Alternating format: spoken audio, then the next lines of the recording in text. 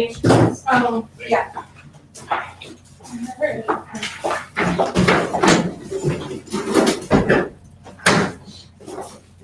Thank you.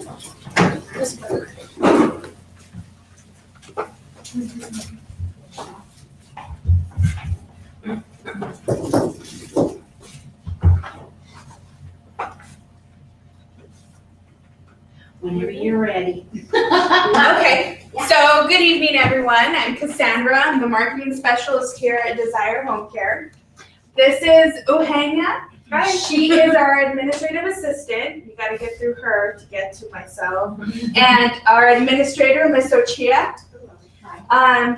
She makes this run like magic. A couple of things that we do here at Desire Home Care. We provide, obviously, in-home care for seniors, veterans, in-home respite care through Regional Center for people ages 3 and up that have any kind of developmental disability. And that's free of cost through Inland Regional Center if you're one of their consumers. Some things that we're going to be talking about today, the class is going to be starting, is about obviously Alzheimer's and dementia. The lady that's going to be presenting this for the next 6 weeks every Monday for us is Miss Stephanie. She's with the Alzheimer's Association. She's going to get a little more into the specifics of what she does, how she does it, and what magic she makes happen for our families. And what you actually go home with and what you learn in our classes, which is really important. I've been working with seniors for almost 10 years. And believe me, when I started, I was like, that man's crazy. That lady's crazy. No, they're not crazy. It's just changes that our bodies are going through that we need to understand better so that we can better help them be safer. So, Miss Stephanie? Yay. And real quick, before Stephanie comes up, please, we have pizza, cookies, drinks. Help yourself. Who would like you to have something to eat while you're listening to her? So please. Oh, yeah, we can't have that. Yeah, please. So you guys can please come up and help yourself with whatever you want. Help yourself. Yeah, if you guys want to grab something to drink right now, and then I'll make my way up to the front. But make yourselves. This is going to be really casual. We're going to get to know each other really well over 6 weeks. So. That is for you. Oh yeah. Okay.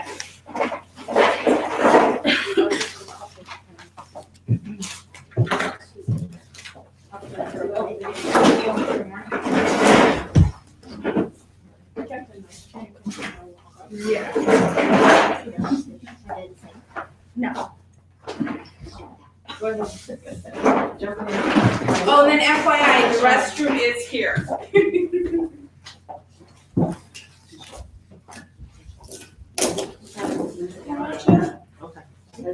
I just had dinner.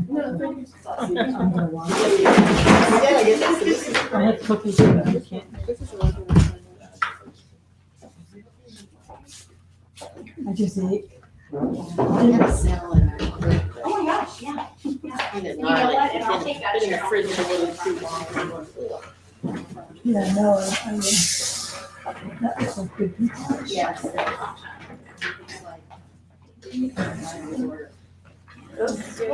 Come on up, get a slice. You know what? You know, I just had dinner. I'm gonna try to I'll scoop have this cookies chair. later, but I just can't face it. I'm not. Smells good. No, it does. Thank you. Oh, no. Right, I can see you wrestling.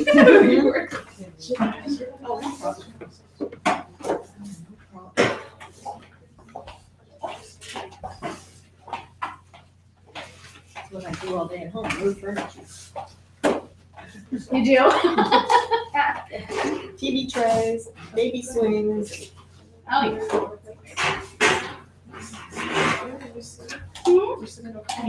Is this good? It's fine with me. You know what anyone likes? What are you doing? Thanks, you guys. So I'm just making sure. Everything works. Oh, good. Well, you've got the best Would you seat like in the this house. couple times? It's like it. Have some pizza. This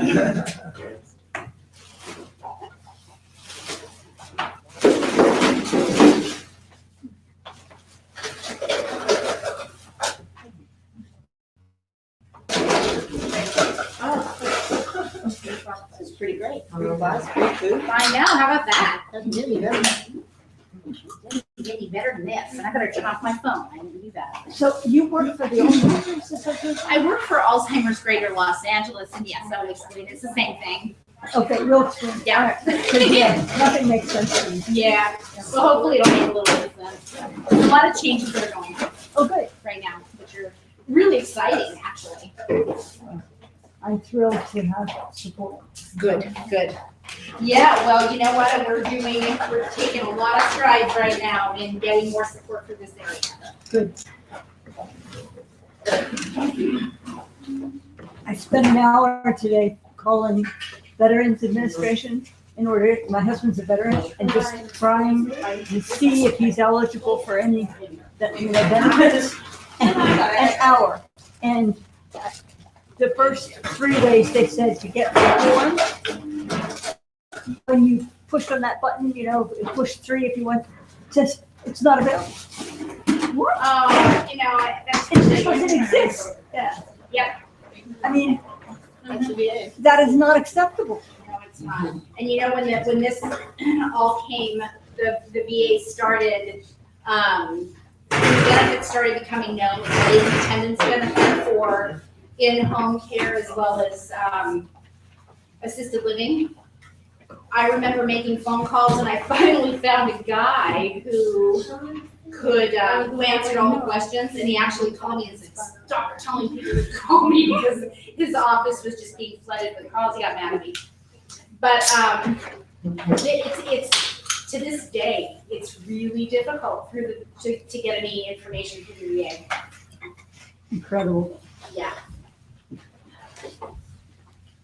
They should hire seniors who are retired, they don't have anything to do. And just man the phones. Yeah. They could probably get volunteers for a couple of years to get that system. Yeah.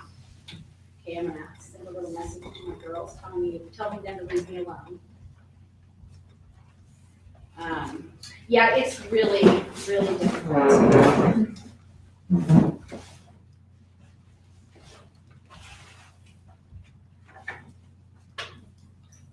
I mean, I understand why they're flooded. It's an incredible benefit. Yeah, I know, it's really unfortunate.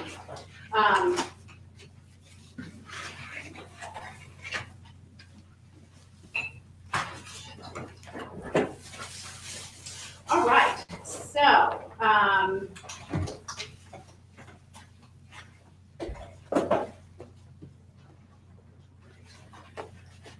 what did I do with the clicker? Is it there?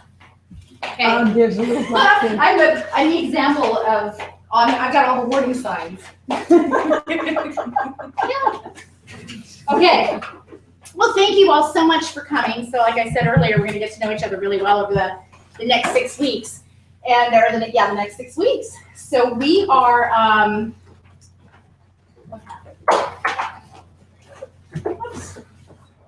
So we are going to do a lot of talking. And it's not just going to be me. Maybe today, we'll kind of get our sea legs with this thing. This class is going to involve a lot of participation, and what's beautiful about the Saudi Caregiver course and being together for 6 weeks is with each other. And I've seen some really cool ideas exchanged, and I learned so much. So what we are going to talk about today, this whole workshop, we're going to appreciate the scope and the impact of your work. You as caregivers have such an incredible job that you never really planned on, right? So we're gonna help you kind of hopefully lower your stress levels, reduce the potential adverse impacts of caregiving. Caregiving is very, very difficult. And hopefully we'll give you the information that will help you manage your stress better. When we get into behaviors, we'll do a lot of talking. communication behaviors and all of that. And I'm crazy. I'm super lazy. I'm lazy. And I just think it's a heck of a lot easier to get in front of a problem rather than having to deal with it on the back end. So we'll talk about how we're going to do that. And in that, we're going to be increasing your skills and knowledge for caregivers. We'll hopefully give you some tools to put your caregiving in a more kind of a strategic, handle your caregiving in a more strategic manner, more strategies for caregiving, improve caregiver self-care skills, improve the quality of life of care recipients, and then increase the involvement of families and other resources. So we're going to teach you actually how to seek out and get resources that can help you. So here's how we work. We've got your sessions. We're going to do some exercises and, we'll give information and we'll exchange information. And then the workbooks that you have, we're not necessarily going to go through. We're going to do a lot of talking through the workbooks.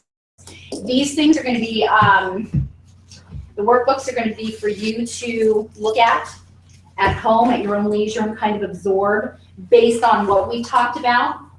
And again, you'll have homework. You'll have homework, little activities to solidify what we've talked about. And then you'll have some assignments, things that we'll bring back that we'll share with each other. And then we'll do some group sessions, exercise talks, reports on what's going on at home, activities, things like that. And of course, your feedback is critical. So session 1 tonight, we're gonna talk about, we get to talk about ourselves, our favorite subject, right? We will hopefully you'll gain a new appreciation for your role as a caregiver. Being not an expect to go to college for, you weren't in high school graduating saying I want to be a caregiver for someone with Alzheimer's disease. And then we'll appreciate dementia and the impact on that person with dementia.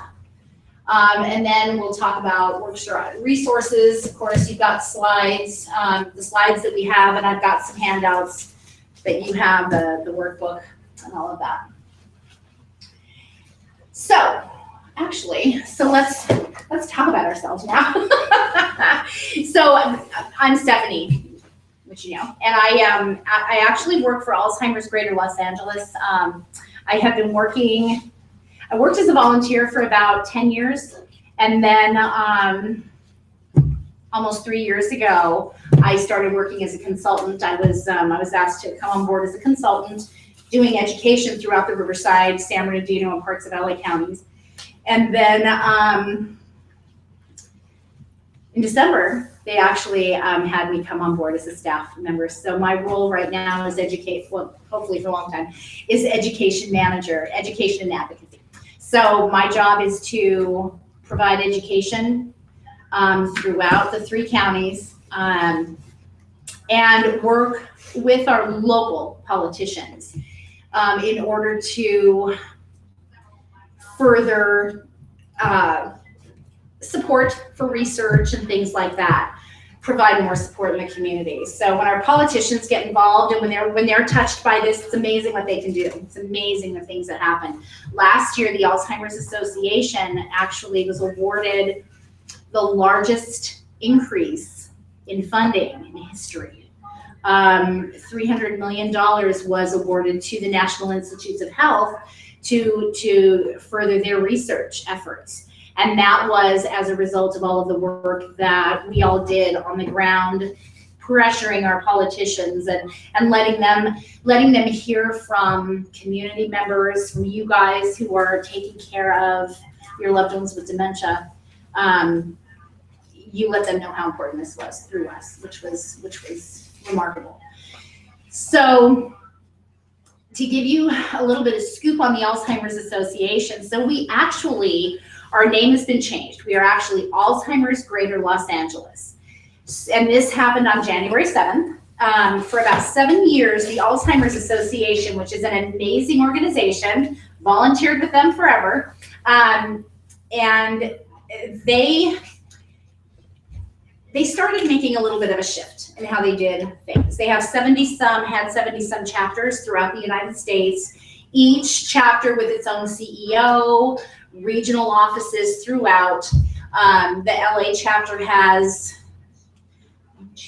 about 4 regional offices dispersed throughout Riverside, San Bernardino, and LA counties. So each chapter was under the umbrella of the Alzheimer's Association, and there were very specific guidelines that we had to follow, whether we liked it or not.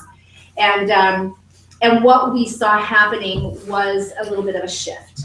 So the Alzheimer's Association, doing an amazing things, was working more on advocacy, on public policy, and focusing on research. So with that shift, the concern was that we would see less hands-on interaction with the communities. So in December, it was announced that all of the 70 chapters were going to be combined under one 501c3 of the Alzheimer's Association. And again, the fear was if we were all under one 501c3, we had no ability to control our destiny really as a chapter. And we wanted to be on the ground providing services and support, and some of that was going to be, we were concerned about that. So if you'd like to have a seat there, and then I'm gonna borrow this chair. And then we'll just kind of. Thank you. So on January 7th, the Alzheimer's Greater LA, or the Alzheimer's LA chapter, decided to disassociate from the national chapter. And so our name was changed to Alzheimer's Greater Los Angeles. And what's really cool about it is that we started out back in 1984, I believe it was. We were a completely independent, self-supporting organization, and decided to join the Alzheimer's Association. So now we're back, and we are focusing on LA County, San Bernardino, Riverside County, we're holding focus groups and talking about what is needed. And it's really amazing what we're coming up with. And the really great thing is I get questions, oh, is the Alzheimer's Association going to stop sending you money now? Well, we're actually going to stop sending them money, because when we fundraise, like we do our big memory walk here, or walk to end Alzheimer's, and whatever is raised, 40 cents on every dollar, went to the national chapter. We're now able to keep 100% of our money to provide the services and support here. And what's Orange County disassociated, San Diego, Philadelphia, I think Michigan, New York, some of the larger chapters, some of the more independent chapters, financially independent, were able to disassociate. And in Orange County, they were actually able to open up a daycare center that they've been wanting to open for years but weren't able to, under the association. So there are really great things that we can do as an independent organization that we weren't necessarily able to with the Alzheimer's Association, although they're doing amazing work with public policy and with research. So that is beyond important. So we're just getting ready to introduce ourselves. So you guys, perfect timing. No, we haven't. So I was just kind of, no, that's okay. I was just talking about me, and so we're going to go around and introduce ourselves. So one thing I will tell you with the Savvy Caregiver program, when we get into behaviors especially, I've worked in assisted living while I was volunteering for the association, so I work directly with memory care issues, So if I haven't seen it, if it's on the screen and I haven't actually tried it or seen it work myself, we'll talk about that. But everything that we talk about, I've seen it, I've done it. So I can't say that I'm where you are, because I'm not, because I got to go home. after 8 or 9 or 10 hours, depending on how long I worked. But so we'll have a good dialogue. So you want to introduce yourself? I'm Michaela Bowen. I'm one of the caregivers for this company. I started in December, and I'm here to become more educated on how to better care for our Alzheimer's and dementia clients. I am Pat Kowonder, and I live in the area, and I'm caregiving for my husband. I'm one of the people with an unexpected career, Yes. and it's hard, and I'm delighted to get. I think it's terrific to have this kind of resource and to be able to talk about things other than just hitting him on the head and killing him. Yeah, there you go. Which does occur to me every now and then. You just gave her an idea. So. Yeah, to be careful. You have to be careful about the ideas we share. Well, good. Hopefully, this is going to be very valuable. Good. I'm Natalie Calendar, and I care for my mother. She's 84 with Alzheimer's for about between 5 and 10 years. Don't really know when it started, because I wasn't living with her then, or she wasn't living with me then. Yeah, she does. She's been with me for about a year and a half. And I was caring for her a couple of years before that, just going to her home. And I had experience also with my father. He was with me for almost 5 years. About the same age at that time. So he's older than my mom. So had a little experience. Yeah. Not sure how well I handled it, but I did the best I could. Well, I bet you did a beautiful job. We all do. We all do. No matter what, there's no wrong way to care for someone, because our intention is to do the very best we can. And we do what we do out of love for our loved ones with dementia. Some have been provided with the tools, others haven't. So hopefully by the end of the day, by the end of the 6 weeks, you'll have some great tools. Your name is Natalie? Madeline. Madeline. Okay. It's your turn. Okay. Hi, I'm David Span. I have relatives in the class. I deal with my grandfather. I'm not really sure how long he had it, but we do most of our I do most of my communication with him, like through playing games like dominoes or just talking with him. And, Oh, good. Okay. I just want to know what I'm dealing with pretty much when I'm talking. Okay, good. Perfect. Yes. Okay. My name is Candace Shimazurike. I have family members in this class, and I'm here to get more resources and information about the disease because of my grandfather. Like David was saying, I don't know how long he's had it, but it's always good to kind of know what your options are so that you won't feel overwhelmed or impatient because it's something that you can't really help. So that's all I do. All right. Hi, I'm Joanne Nazarike, and it's my dad, her grandfather, his grandfather, that has Alzheimer's. I want to find out about some resources for caring for him and how we might extend it to my mother as well. Since she's with him all the time, it's very hard on her. So I want to be a support for both of them. I thought I was going to be through by that.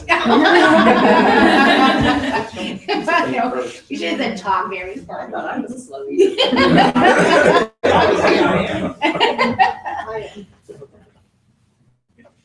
I'm Regina Span, and everything they said. I'm the other relative. It's my mom. Your mom. Okay.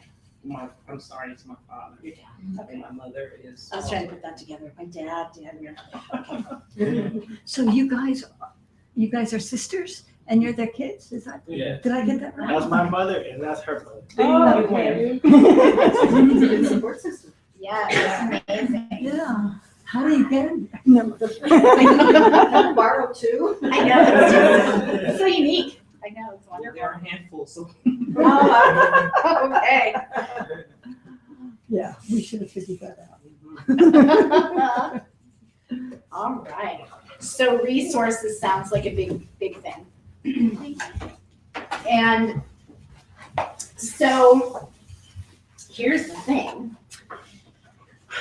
We are working on resources. One of the things that's really difficult when it comes to resources is that there are resources out there, but unfortunately people are so, there's so many folks in a social services kind of position who live inside a little box. And if you ask them anything, that goes outside their little box, God help you, you're in trouble. You're not going to get the answer. And so what I have seen is that very often the resources are available, but we're not asking the right questions. So how on earth do we do that? So we've got to kind of figure out how to position the questions. We'll hopefully identify some resources in the next 6 weeks. And then, I think what we're going to do is go about this as if there weren't a resource on the planet. So what do you do? What are you going to do if there is nothing available to you and you're in this on your own? Let's get the tools. Let's get confident to handle this, assuming that there isn't anything out there. And thank goodness there is. So, but in the event that maybe financially or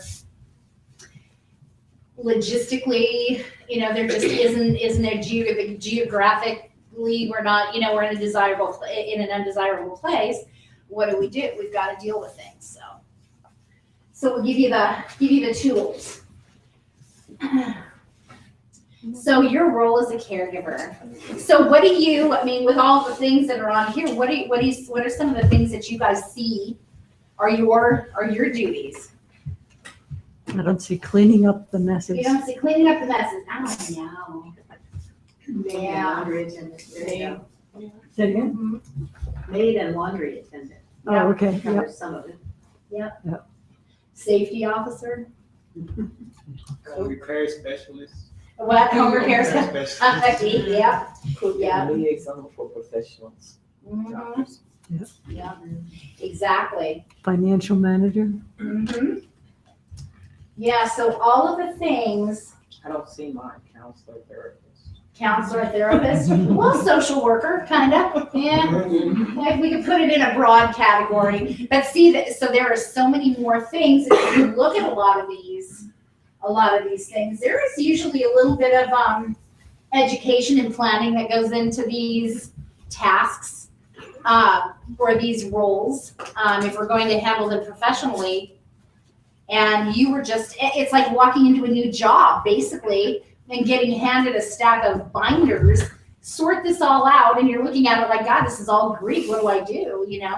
So with most of these things, safety officers, administrators, home repair, even they're a family counselor. There's usually some sort of preparation in a professional world, but here you are. So nothing like we thought it was going to be. I'm just thinking of all the things I could add to my resume now. Exactly. Yeah, I know. Exactly. Yep. So the objectives of caregiving. So with all of these wonderful things, person's safety and comfort, which is incredibly important, meet daily care needs, contented involvement, which we're going to talk about, fulfillment, and to reduce suffering. What are some of your other objectives as far as being in that role? Well, my role has just gotten more complicated because I'm now my daycare provider for my daughter's 5-month-old. Oh, wow. oh my. But luckily, I'm retired, my husband's retired, and he's very involved with the baby's care. But not my mom. That's like hands off. He doesn't want anything to do with taking care of her. So it's difficult partly for that reason. They don't get along. And if I have to come to a class, then he does have to give her a meal, and she's like, I don't want that, or whatever. Right. They just don't get along. Okay. So it would be good to know how to handle that a little better.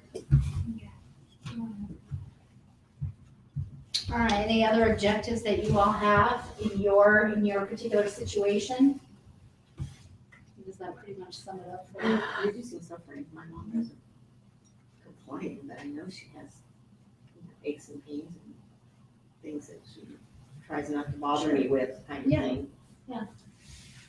So I have to be aware of that and try to head things off at the past before they get worse. Exactly. I Yes. would like to, I personally would like to have more of the relaxation and add to their lives more joy of retirement, some satisfaction in the things that they do. I don't know, activities Okay, yeah, that help them to enjoy themselves. absolutely. You know what, when we start getting into communication and all of that, we're gonna talk a lot about that, because we, part of our, some of the roles, was, one of them was activities, the activities coordinator, like a cruise ship director. But what the heck do you do? So we can go out and buy a book and that has a list of all of the activities, and there is one. I actually was looking at some stuff today, 101 activities for seniors with dementia. Well, that's great. So, and that's important to have ideas, but where you're gonna gain, most of your ideas is who that person is. So one of the things that, and this is really premature because we're not there yet, but one of the things I want you all to think about is who your loved one is, and not think of them or the essence of them in the past tense. And when I talk about the essence, I mean, looking at who that person, looking at who that person is, looking at what they did for a living, what their hobbies were, those types of things is all incredibly important. But getting deeper and really understanding who your loved one is, what the essence of that person is. What is the essence of your husband? What did your husband do for a living? He was an airplane mechanic and then electronics technician. Okay. Yeah. All right. Okay. And what about your mom? My mom, she was a secretary at the National Archives in Washington. Wow. And Interesting. That's where she met my dad, and he was an archivist. Oh. Yeah. And she pretty much gave all that up when I was born, because my dad wanted her to stay home. He was kind of one of those overbearing, chauvinistic kind of guys. And so I think that was really hard for her. Okay. And she does suffer from bipolar disorder. Oh, okay. And that wasn't diagnosed until later, when she was probably 40 or so. But she's had a lot of emotional problems because she had a very severe problem with her back and had surgery, back in the days when it wasn't very successful. Yeah. She was only in her 30s at that time. So she's had a lot of pain in her life, a lot of disappointment. She's very intelligent, but she's beyond that now. She's just really very confused and illogical. She's lost all the things about her personality that really made her who she was. Okay. Like she used to play the piano. She can't do that now. Yeah. Just crossword puzzles can't do. Mm-hmm. All those things that she enjoyed when she was living alone. Yeah. My parents divorced early on. Ah. The things that she liked to do as a kind of a solitary person. She was always kind of shy and inclusive. And so that's just been magnified, and that she can't do those things that she liked. Yeah. Okay. So it's sad because she's really not the person I knew at all. Yeah. Okay. And our communication is limited by her confusion and just repeating herself. And she's hard of hearing too. Oh, yeah, that's a twist on it. Yeah. Okay. And what about your dad and grandfather? He's outgoing. He's outgoing? Oh, good. Yeah, he used to play a lot of golf. Oh, we did? Okay, okay. He's an active person. He still is, for the most part. If you give him an opportunity, he'll take it. Yeah. That's who he is. But I guess my question is, when you're dealing with someone like in her case, where you know the things that they may enjoy, but they can't physically do it for whatever reason, how can you narrow down to what they can do? The essence that you're referring to. Yeah, Yeah. because it's really hard. I mean, what she listed off are simple things. It's not like she used to, hike or anything. It's, simple everyday things that she really enjoyed, and knowing that she can't do that anymore. It's like, what can you pick for her to really enjoy? She used to be kind of crafty, so I know, just like coloring pages for her to Yeah. color. But she doesn't color like she used to either. She'll take one color and color the whole thing one color. So, Mm-hmm. and she doesn't enjoy that. It's not fun for her. Right. Okay. And I think my grandfather also, he's like real attached to me. Like if I try to leave after so long after we play dominoes, he wants me to stay a little bit longer. And sometimes that makes it real hard. I feel like I'm abandoning him or something. Yeah. Do you know how he does after you leave? How is he? I actually don't know how he is after I leave, but I mean, like sometimes it seems like he's kind of like moaning, kind of like he really wants me to stay. Mm-hmm. Yeah. Oh yeah, I'm sure he does. Yeah. Yeah. Okay. So he lives with his wife, right? Yes. Your mom? My grandmother. Your mom. Yeah. So they're together and you guys go into the home to help them. Yeah. Will there be a time where you can,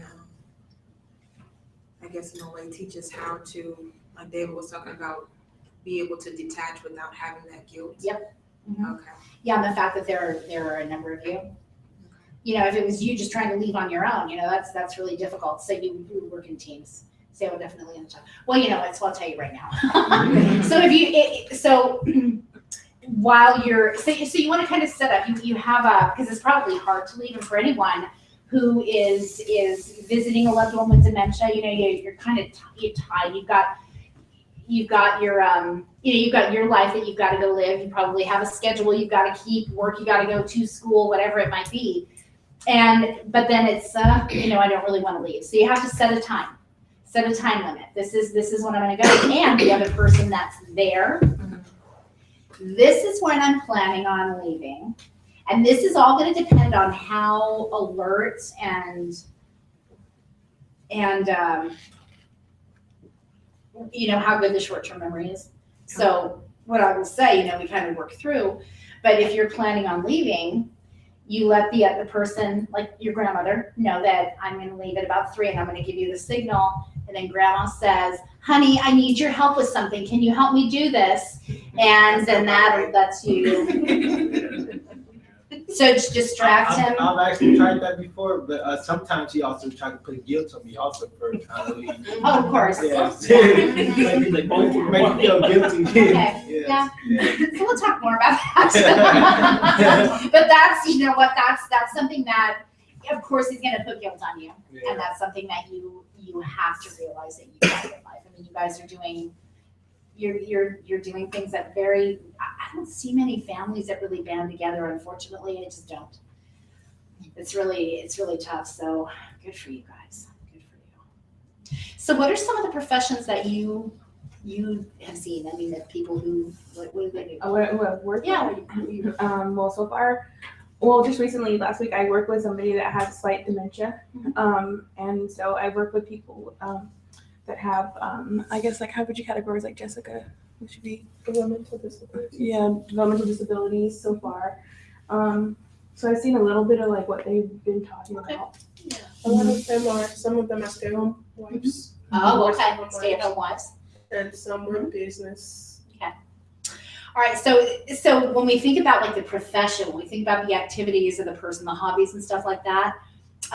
So my dad was an engineer, so he was more, So when we think about an engineer, when we think about an airline mechanic, and he was an electrical technician. Yes, electronics. Yeah. So, we think of people like that as what? As being very type personalities, numbers oriented, of course. Perfectionists, never late, always having everything in order, right? Is that pretty much it? So I'll share my dad, because he's probably, he's a good example of, the person that what we might perceive versus his essence.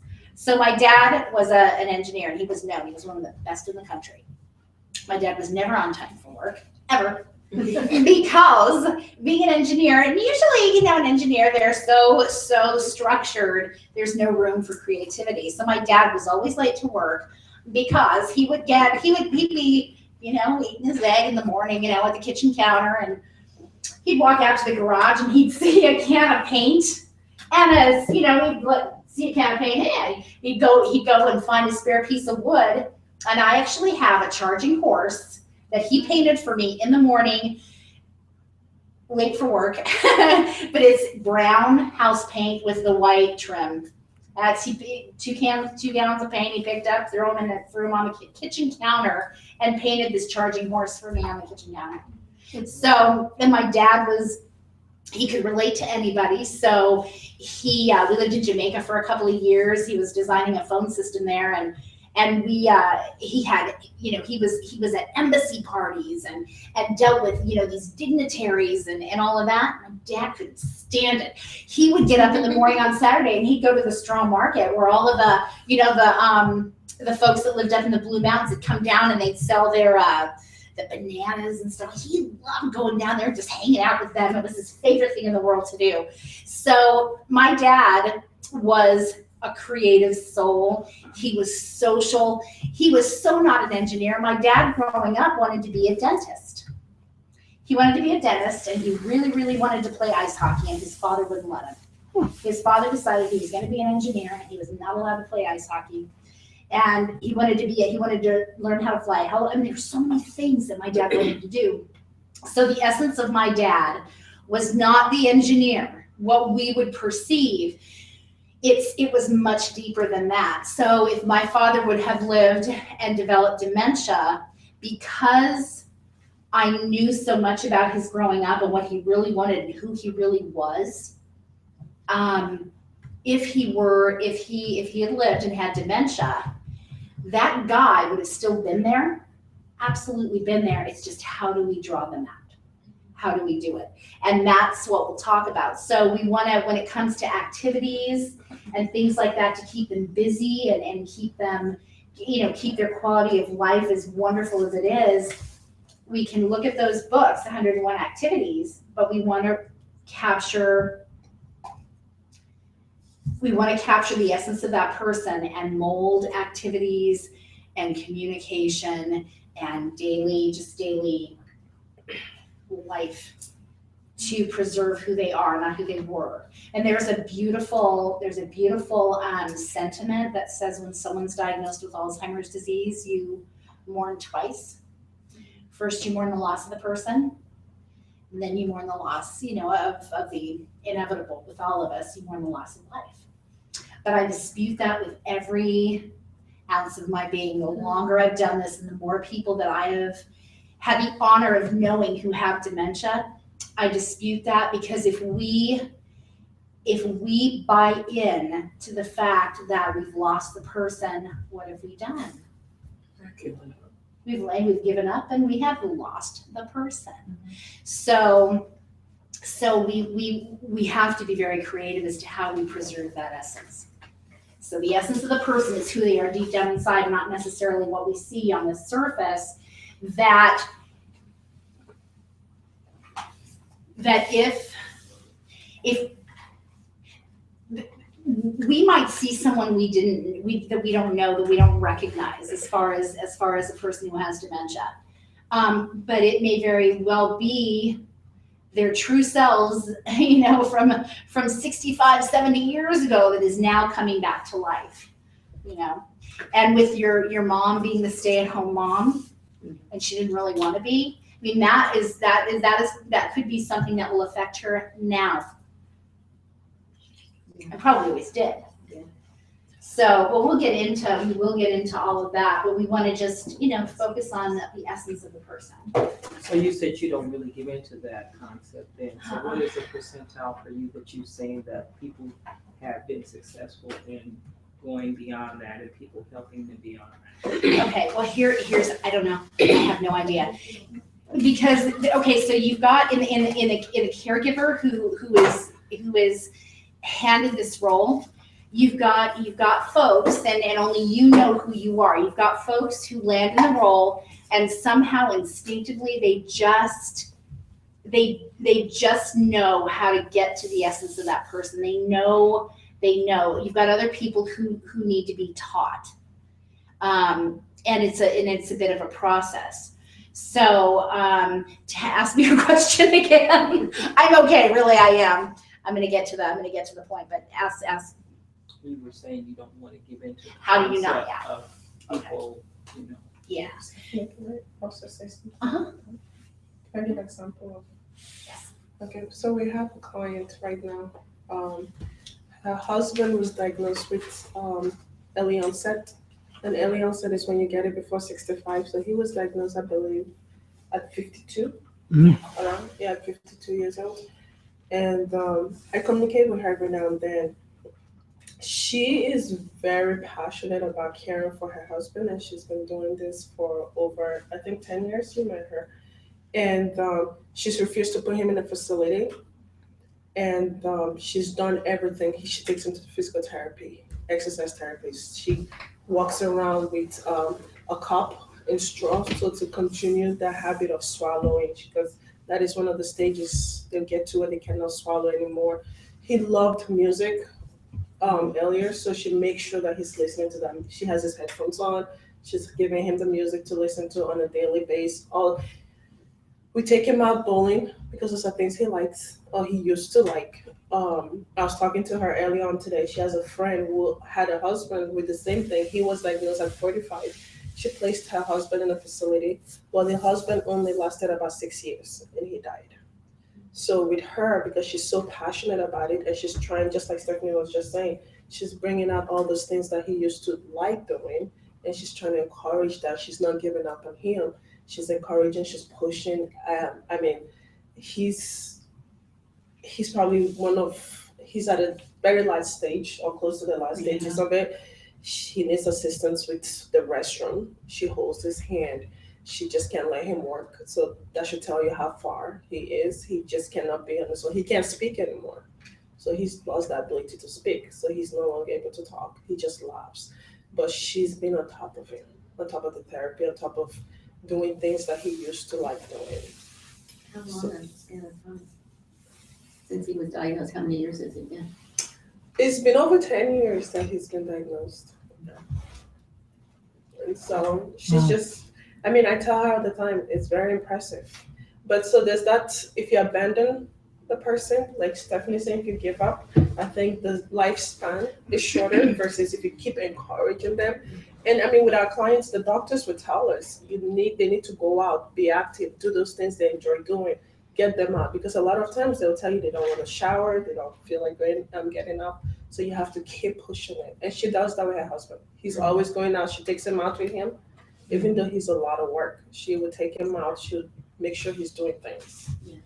Movies, walking around the mall, bowling, all those activities that he liked. Even though he's right now, Stephanie, what would you say? He's like a 5-year-old or even less than a 5-year-old? I don't know. His mindset, everything that he does. But she still would make sure he's going out. Does he know her? I don't know. They just celebrated the anniversary and she didn't do anything. I don't think he does. But she gives him affection because he's a very affectionate person when he was okay. So she still does that. She'll give him kisses, she'll hug him, she touches him. So she still does that with him. So you're saying that advocacy then is the portion of more or less sustainability for a person. And would you say it would be the advocate would be the person that's closest to them, or just an advocate of, say, a friend as opposed to maybe a close one of those? I don't really can't say. I really can't answer that. And it depends on the situation and the people that are involved, you know, I mean, everybody is so different and every situation is so different. And just when it comes to maintaining, you know, who that person is and not giving up on that person too, you know, and like what Chia said, I mean, this gal was just so steadfast, and she's so steadfast in her determination to keep her husband at home. That's amazing. And there are so many different ways that we keep that person and who they are at the forefront, but it takes I mean, it's a lot of trial and error too. And so there's a good example. There's a community in Orange County. It's an assisted living community. There was a gentleman living there who his daughters would come and visit him a few times a week, and he was in the last stages, and they were getting ready to stop visiting. He was confined to a wheelchair. He did not speak. When they came to visit, he basically just stared off into space. There was nothing. And every time they come to visit, they always left just devastated and kept saying, why are we even coming here? He doesn't even know we're here. You know, our dad is gone. Well, this gentleman was being included in the Memories in the Making activity that this community did every week. And Memories in the Making is an art program. And it's done with watercolors, which I was thinking might be an interesting thing for your mom. Watercolors, because they're non-toxic, and if the person tries to eat them, it won't hurt them. But watercolors, and you know, watercolors is so forgiving, you know, and you can create beautiful things. I know I do, you know, not knowing a darn thing about art, but it's a watercolor program. So it's good paintbrushes. It's good paint, good paper. You know, that person is treated like an artist. So the idea behind the program is that the brush will be put in the person's hand, and from that second forward, nothing is done on the part of family, facilitators, staff members, wherever that person is, to influence what's written on, what's the artwork that's done. It's all that person's. If they do a dot, it's a dot. If they create a whole page of, you know, beautiful colors, there are some folks that will actually paint a nice painting. But the idea is that once that paintbrush goes in the person's hand, nothing's done. So this man is going down to the activities. They put the paintbrush in his hand, and he'd just drop it and sit and stare as he normally did. And after probably a good 3-4 weeks of this, they were trying to, I mean, they tried everything. One of the girls involved in the activity said, wait a minute, he used to be an architect. So they gave him a drafting pencil. And he wrote the letter R all over the page, with an R with a circle around it, all over the page. Immediately, no coaxing whatsoever, he had his drafting pencil. So when the girls came for what was to be their last visit, this piece of art was presented to them. Their mother's name was Ruth. And that is how he addressed his letters to her. So he wasn't gone, but it took months and months of trying to get him to do something based on a guideline. This is how the activity goes. It's a paintbrush. And thank goodness somebody thought, wait a minute, he was an architect. And I guess he was a pretty darn good architect. It was his latest world. Put that drafting pencil in his hand, and that told the girls that dad was still there somewhere. It just took somebody to figure out how to bring that out of him. And it may, you know, so it takes a lot of thinking about who that person is to get them to really come. But I noticed, like, I was with a lady for 2 days last week, and what I noticed in talking to her was that she could remember all the way back to when she was a young child. I'm talking about down to like 5 years old, you know. And I just let her talk, and she tracked from when she was a little girl all the way till now. And so I realized in the theme of her story was that she was a caregiver for her family. And so what we ended up doing was, in talking to her, I realized that she had 5 sisters. She was the oldest. She would care for them. And so realizing that when she worked in the school district, she provided meals for the kids and stuff. And so I'm looking at her, I'm like, this lady, that's what she loves to do. She loves to give and care. So we started talking about recipes and different things, and the light went on, and she just gave. She talked for almost 3 hours nonstop, okay? On and on and on and on and on. Have you had menudo? Do you know what? She's telling me how to make it, everything like that, you know? I told her about pozole. She had a downtime where she was like quiet while she was eating. As soon as she finished eating, she was, tell me about pozole. And we went on for another hour about this, you know? And I realized, like, if you just kind of let them, you know, go, if they're able to, just let them go, you know, they'll tell you exactly like what, you know, their essence is sometimes, you know, sometimes what their essence is. And if you can catch it, you can run with it sometimes, you know, and by the time I went to go leave, she said, I'm really gonna miss you because you talk a lot. I said, well, that's great. I said, I'm gonna miss you too. And she was sad when I left. She was very sad. I could tell she was very sad when I left. But when I left though, I was like, well, I can't control what happens after I'm gone. But when I was here, I gave her everything I had, you know? And so I could leave with that confidence that I gave her my best, you know? So if that helps with your grandpa and stuff. Yeah. I was reading a book. When you get somebody to talk like that, it's called like a hot button. Yeah. Yeah. Catch the hot button. Yeah, that's exactly it. Yeah, everybody's got one. So, so the caregiving role is really difficult. So hopefully we're gonna give you tools to ease some of that burden. But some facts that you need to know, just to kind of help you not feel so guilty living your life, leaving your grandfather, doing what we need to do. Family caregivers provide 80% of the community care. 70% of caregivers are women. They provide 4 to 6 hours of care per day. That's an average. 24 hours. Here, I'm gonna move that. They provide care for anywhere from 4 to 5 years, sometimes longer, sometimes 10. It depends, sometimes it just, every person is different. 20% of family caregivers provide care for more than 4 years. 44% of those folks are employed. So how many of you are actually working? You said you guys are retired. Yeah. Yeah, and you're working. Okay. So a growing percentage also care for children. So typically there's only one family caregiver. It's unique. This is really unique to see, and to see a family dedicated to coming to a class like this so that they can provide support for one another, and it's going to be amazing for you guys.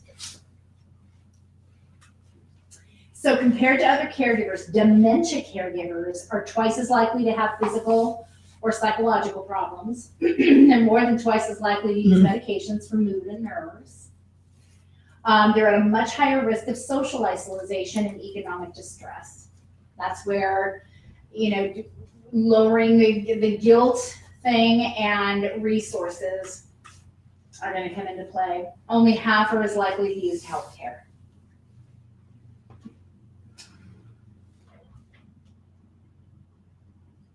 So, what are you dealing with?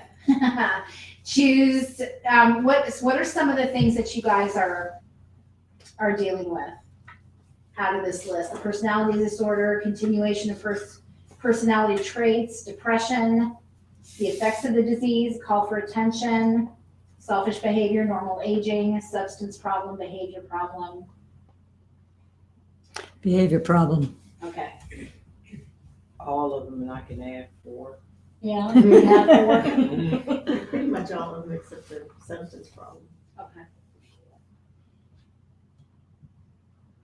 What are the 4?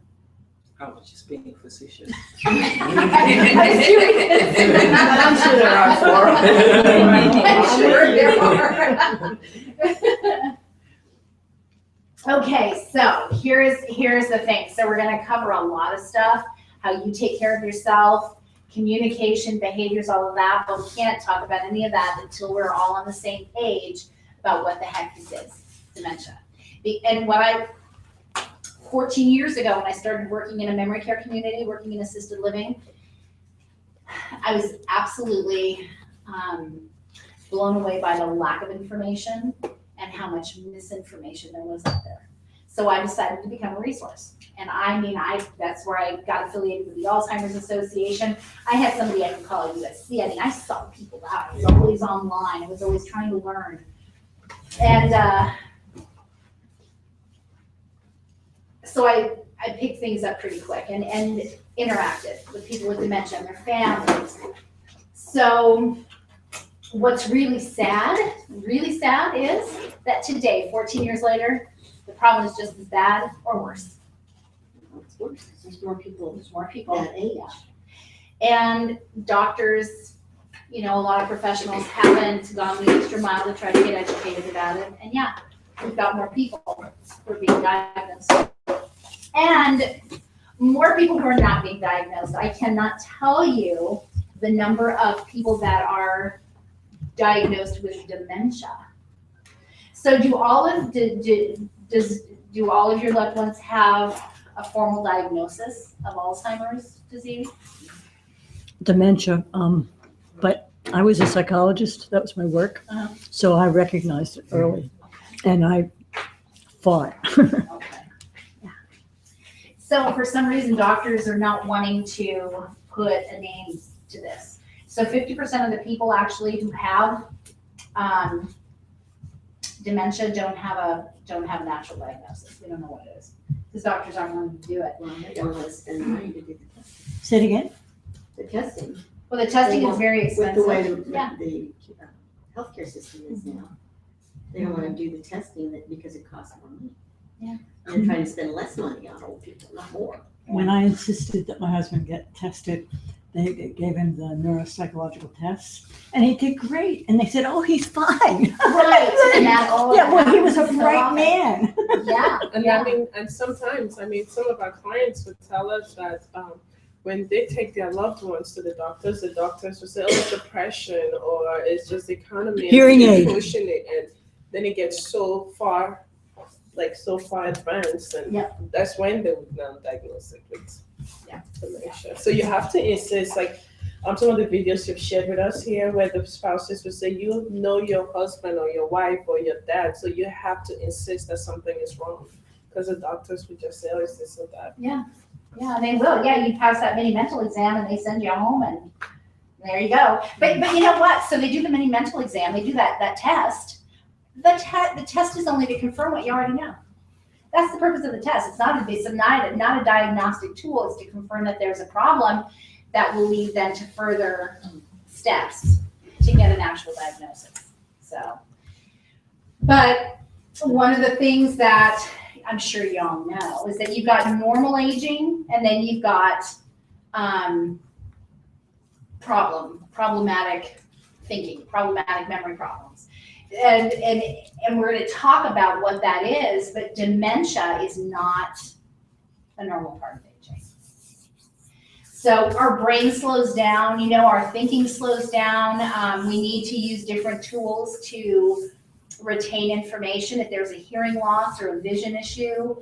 As we age, our sense of touch and taste is diminished. So all of our senses start diminishing.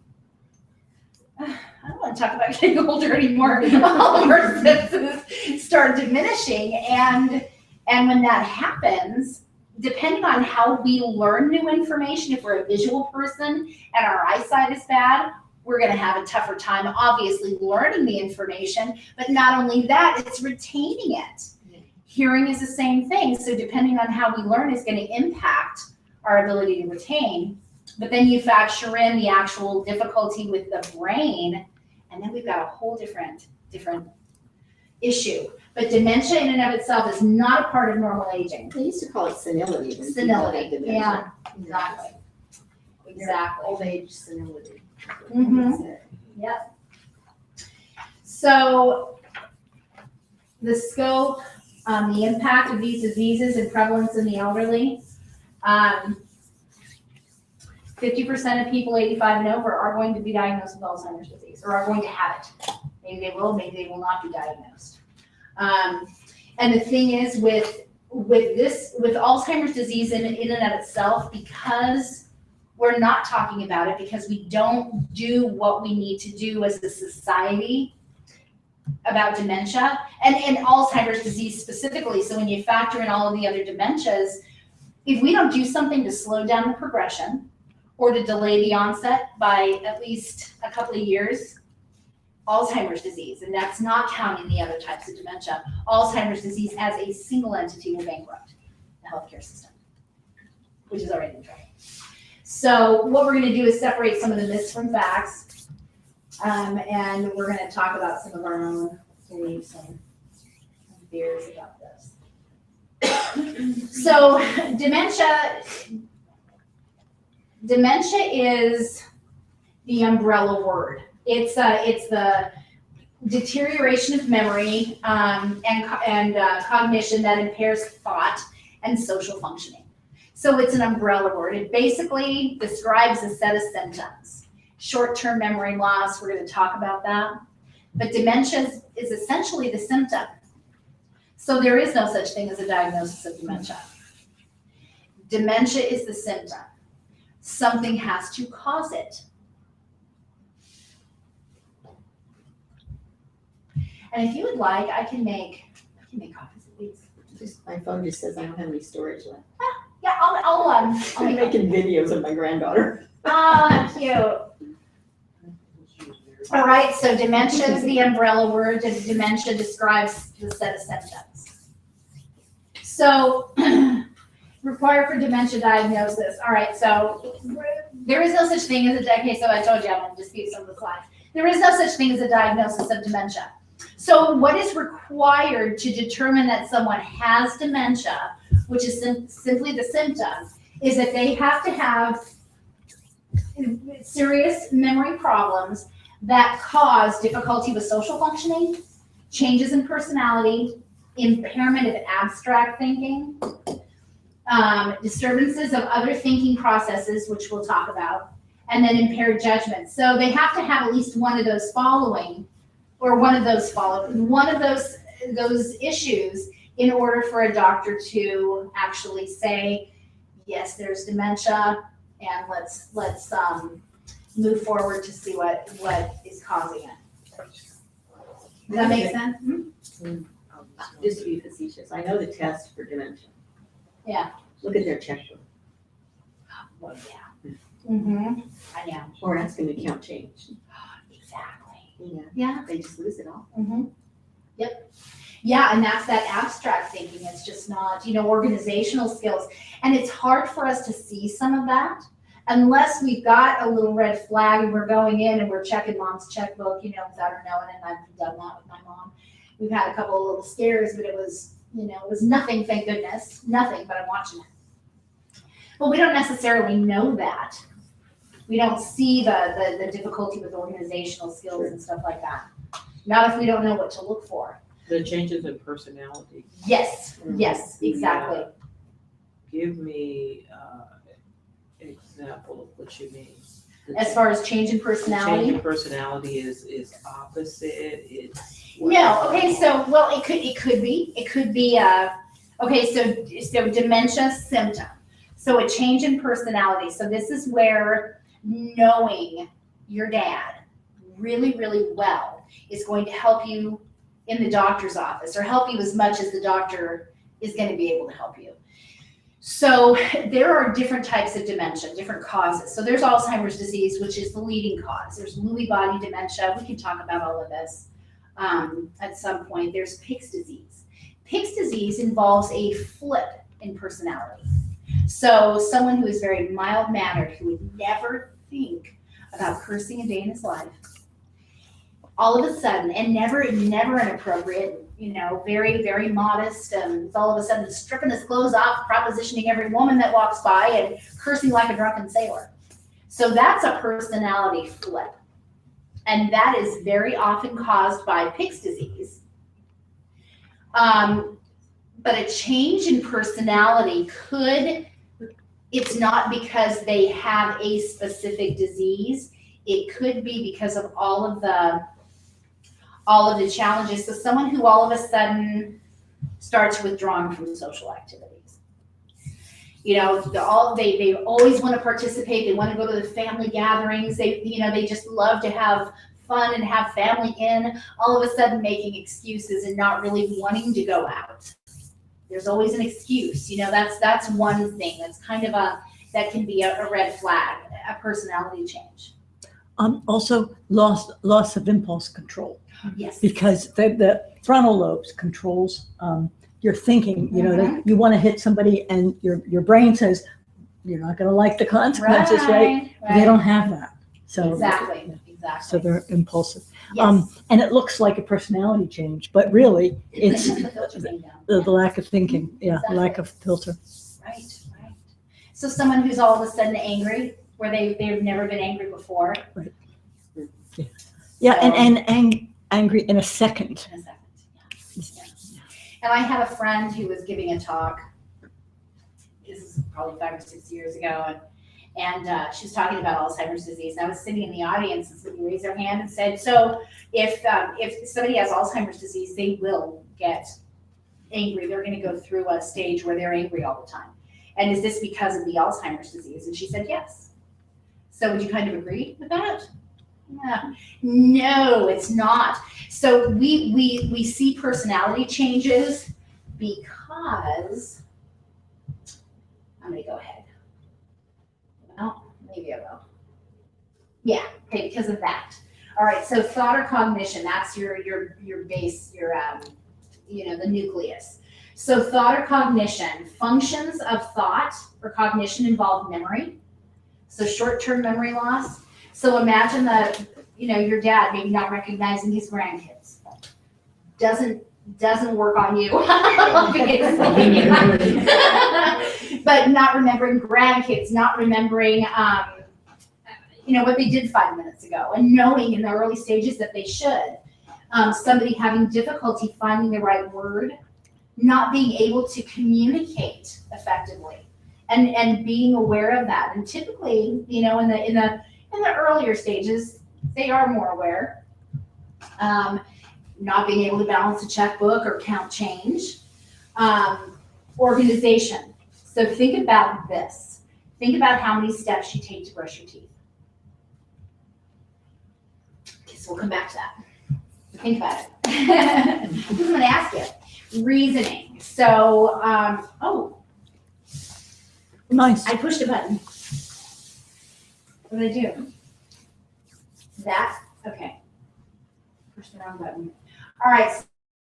So, what were we talking about? Reasoning. So one of the things I think about, with caregivers and the word no. We tell our loved ones with dementia, no, you can't do that when they want to do something. So when somebody tells you no and you really want to do something, what do? Besides do it anyway, which is my favorite thing.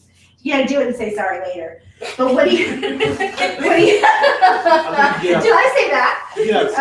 Yeah, I did. So what do you do when someone tells you no? You get angry. You get angry. Yeah, but what do we do? What do we do when we really, really want something? We start working it. We start reasoning. We start figuring out, okay, I can't do this because they're saying that, so how am I gonna sell this to that person? Or having that feeling that, okay, I'm being told no and it's probably better, just that ability to kind of reason through things. That is something that's gone. Perception. So when it comes to, say, visual perception, somebody who has dementia has a very different perception of the world around them. So we see, I'm trying to think of a good example. Is this all tile all the way through here? So, well, okay, so we've got a light. So let's say that door's on the floor. With somebody who has dementia, if we don't want somebody, we'll just talk about the door. I'm trying to reason through this. If we don't want someone to go into that restroom, what we're going to do is we're going to put like a black half circle carpet or rug in front of the door. And you'll see many people step toward the door and they won't step on that rug because they perceive it as a hole. Shadows that we see as normal everyday shadows, that person, how shadows distort the physical form and stuff. So it can be a very scary thing. So the world that we see as very normal is perceived by the person with dementia very differently. Attention, the attention span of someone with dementia is maybe 0. Wait a minute, did I catch you saying something when you were talking about the whole and so on and how they see it? Mhm. Did I hear you say that they didn't see it the same way, or they saw it as threatening? Well, it's not necessarily just threatening, but the what the eye sees when it's processed through our brain is not. Is it some form of schizophrenia or something, to see something that's not there? No, so there are a couple of things. So you've got visual perception problems, or just general perception. Visual perception is the easiest example that I can come up with. But no, it's not. It's just a matter of the mind not processing what the eyes are seeing. It's the depth perceptions. Well, there's depth perception and then color Yeah, I contrast. was just gonna say, if you're like at a red light and you think it looks green or a different color, maybe. Sure. Yeah. Yeah. I mean, and the thing with using like the dark circle, that example, is that we see that there is a dark carpet in front of that door. The person with dementia and black or dark brown or whatever it does in the mind, it's depth. You know, it looks like it could be a hole. If we really look at a carpet, we can see how the person with dementia wouldn't necessarily process and see the carpet, they would see a hole. But that's what they see, is they see a hole as opposed to a black carpet. Or somebody walking down a hallway, carpeted hallway. You know that old 1960s shiny VCT tile? You know what I'm talking? So I worked in a community where they had shiny VCT tile. And I was there for a couple of weeks, and there was a gal that was wheeling one of the residents down to the dining room, and there was a threshold, carpet on the shiny VCT tile. This guy put his feet down and said no. And they were trying to get him to put his feet up. He wouldn't do it. And one of the caregivers, you know, interestingly enough, when you ask somebody what's wrong with them, sometimes they're going to tell you. So she said, "What's the matter?" He said, "I don't want to get wet." So he perceived that shiny VCT tile as water. Those tricks are really good, especially when you start having wanders and they start wandering off, and you try to keep them, contain them inside. They really would work. Yeah, it does work. So these are the important elements of thought, and these are some of the things that will cause personality changes or cause like language problems, short-term memory, attention issues is going to cause somebody to withdraw from work or social activities. Organization. So tell me, how many steps do y'all take to brush your teeth?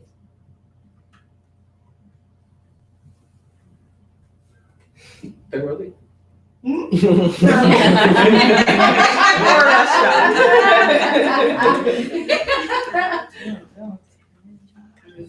5. About 5. Yeah. Who else? I'd say more like 10. Yeah. 5, 10, 10. I think I tell me 27. Here's a breath though. I sit up, I put my feet over the side of the bed, I walk to the, so it was like every little detail. He was being a smarty pants. But then I had another guy say, "Well, I'm not," and I take my teeth out, I put them in. And then I put them back in. And I said, it's 3 steps. So, but see, here's the thing, no matter how many steps you take, whether you're taking your teeth out and putting them in a jar and then putting them back in, or whether you're doing 10 steps to brush your teeth or 5, it doesn't matter. The thing is that how many of you thought twice about brushing your teeth today? Put any thought, you just did it. So something we do every single day, we don't give a single thought about it, is impossible for the person who has dementia, because there are certain things that have to happen in a certain order in order to complete that task. So you can imagine going to the sink and knowing that you want to brush your teeth, not being able to figure out how to do it. You think you might have a little bit of a personality change? Maybe you'd be a little angry. You'd be angry at yourself. You'd be frustrated and very, very likely take it out on family members or friends. My mom's always asking me, what do I do now? Yeah. Yes.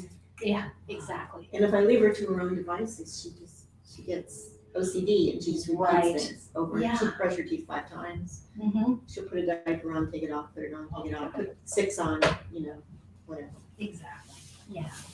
So understanding the elements of thought, it gives us some insight as to what's going on so that we can start and it helps us understand the personality changes. Did that make sense?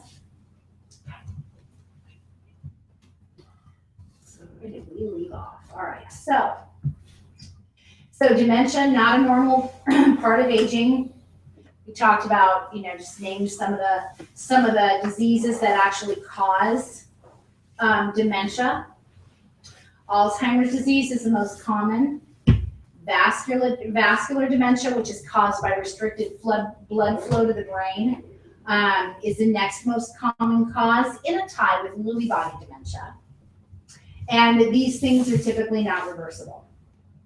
So there are over 100 causes of dementia. Some Is are reversible, malnutrition some one are of not. Yes. It can be. So depression is rampant among senior citizens, and it's rampant among those who have dementia. So depression, which involves the extended state of sadness, apathy, loss of appetite, sleep problems, loss of interest in things, which could be misinterpreted as dementia, actually. It's very frequently seen, as I said, in persons with dementia, and then that adds to the cognitive issues. The depression, if it goes on long enough and it's severe enough, it can actually look like and be mistaken for dementia. So we'll completely overlook depression before and get right to the diagnosis of dementia, which is unfortunate because many times when the depression is treated, you'll see the cognitive levels rising and they're almost back to normal. But it's so underdiagnosed. So if you have 2 people that are having depression together, would that augment it even faster? it could, yeah. Well, yeah, because they're not. So mom and dad both. Mm-hmm. Yeah. So if they're both in a CI, it's going to make it worse. I can't see how it wouldn't. That is not a clinical answer because I'm not a clinical person, but yeah, I mean, there's you've got the family, you've got your great family that's in there helping, but then after the fact, if the depression isn't treated somehow.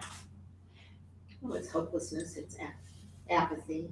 And if you got 2 people living together with depression, they're gonna be apathetic toward each other, unless they're just extremely devoted anyway. Yeah. A lot of stuff.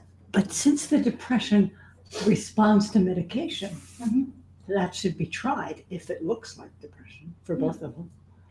I would think, wouldn't you think that the physician would want to try an antidepressant? A lot of times they don't. Yeah. They have to try many different ones. You should, Yeah, work yeah, as a sure. psychologist, right? So you know that. So causes of dementia or causes of decline, further decline after we know that dementia is present, could be vitamin deficiencies, malnutrition, dehydration, urinary tract infections, fever, medication combinations. I have a guy that he comes to a thing I do in Upland every month, and it's been for 2 years, and I missed him for 3 weeks. I'm thinking, where the heck is Chuck? He came in 3 weeks, a month later, and he says, I thought I had Alzheimer's. He completely lost his short-term memory. He had no ability to do the checkbook. He was having trouble counting, everything. And he went to the doctor, and what the doctor discovered was that he had changed his dosage from blood pressure medication, readjusted it, and Chuck is fine. But what if Chuck had gone to the doctor and that doctor wasn't going to look at medication? Chuck would have been diagnosed with maybe Alzheimer's disease or something like that. But thank goodness they had a dialogue and the doctor changed the the dosage. But here's the thing, so this is a new problem, but folks who have dementia, early stage dementia, too often when there's a decline, we think, or doctors will assume, that it's just, well, they've got dementia, they're gonna decline, so that's just the way it is, rather than checking vitamin D levels or making sure that there isn't a urinary tract infection, which is pretty standard, they check for that. But looking at depression and looking at medication and other things that are going along with that medication. Because with some types of dementia, you take certain cough medications or whatever, it's gonna make it worse. There's certain ingredients and certain over-the-counter cold remedies and things like that that can make the problem worse. So can sugar. And so, yeah, yes. So, medications. So the thing about medication is that what we know is available for Alzheimer's disease now, and it works on most causes of dementia, even vascular. Aricept, Namenda, Exelon. These medications are designed only to clear away the cobwebs. They relieve symptoms. They do not slow the disease is still progressing. But many doctors will say, and I actually heard a doctor say this to a patient, well, it'll slow down that progression. So mom starts getting better, and all of a sudden we're thinking, yay, she's getting better. She's doing better. The symptoms are relieved, but the Disease process. the disease process is still continuing on. So the medication is only designed to clear away the fog for a while. And so what about holistic things? It depends. I'm a fan. So there are things that, different people will try. Turmeric's been shown to break up plaque in the brain. That's an actual fact, and there have been studies done on turmeric. And turmeric's like this miracle, spice. What? Turmeric. Oh, turmeric. Yes, the curcumin herb. Coconut oil. I mean, there are so many things that are being discussed. But you know what? The only thing that actually, right now, I'm putting, other than maybe some of the holistic things, and I don't know, but good, healthy social life, diet, and exercise go a long way to slow down the progression or lower risk factor. So we're continuing to research, and unfortunately, we're not coming up with a lot. Sleep is incredibly important. There's research being done at UCLA on cerebral spinal fluid and how when we sleep and we're in a good REM sleep, cerebral spinal fluid gets into the brain. That's the job, and it scrubs the brain, and it will scrub it of amyloid protein, which we all have. We just, we rid ourselves of it. I can see that because my mom's had insomnia her whole life. Mm-hmm. Yeah, She interesting. never got that good REM sleep. Yeah. I mean, there's so much research being done into how the immune system affects our brain health. But we've got to be aware of treatment. Ginkgo biloba, that was ruled out a long time ago. It doesn't do anything for brain health. And I've had people who come to me and who have spent $300 and $400 on these supplements that are supposed to reverse Alzheimer's or prevent you from having it. And again, there's nothing that prevents. We slow down the disease process, we lower risk factor. So 5.4 million Americans affected. It's an equal opportunity disease, maybe. The jury is still out on what causes it. But what we do know is that it is an age-related disorder. So the older we get, the higher our risk factor is. So myths and fears. Some people think it's contagious. That people become violent. Everybody who has Alzheimer's disease is going to become violent. And I've heard that. A good friend of mine, I have known him for so long, and we've talked, and I can't get it through his head. He says, oh yeah, my dad's going to go into that violent stage pretty soon. It doesn't, that's absolutely incorrect. And that the behavior is bizarre. But the behavior is a result of that person's perception of the world and what they see. I'm sorry, Still- but it's still Yes, bizarre. it is. It is. But you know what, if we can think about it, that they're responding to their perception of the world, our perception is entirely different. So if we can just understand that what we see as normal is no longer normal. They're gonna respond based on how they see the world. And, Some of those behaviors are just, they're not a response to anything that I can detect. My mom shreds tissue. I mean, it looks like a hamster's been in there. She could work in a confetti factory. Yeah. She could go through a roll of toilet tissue in half a day, just shredding it into little pieces. And I read recently that is symptomatic of one of the stages of Alzheimer's. Huh. And I'm I would going, say- but how is that a response to any perception that they have? well, you know what, and it's not necessarily maybe a response to perception, but maybe she's in a stage where she needs more tactile type activity.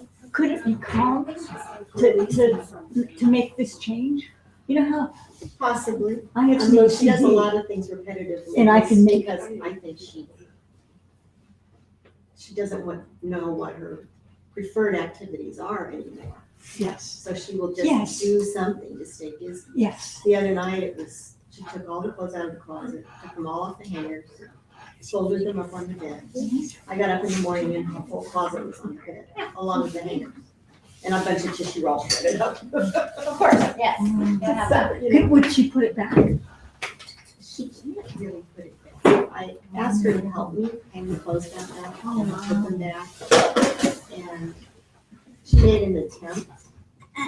But, you know, she would fold the blouse in half and hang it over the pants hanger like she did the pants. Couldn't put it on the hanger. You know, I mean, she can't. She just Yeah, doesn't no, function that way I see anymore. that, yeah. But, that must be amazing for you. Yeah. It's something new every day. What am I gonna wake up to today? Yeah.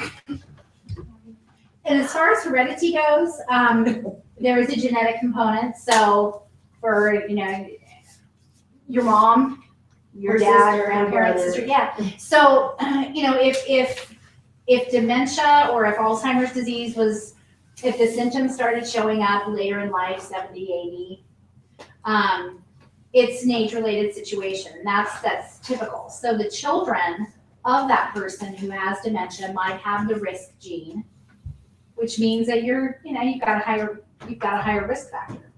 Doesn't mean you're gonna get it. So there are lifestyle things that can happen, that you can do, lifestyle approaches you can take to lower your risk factor.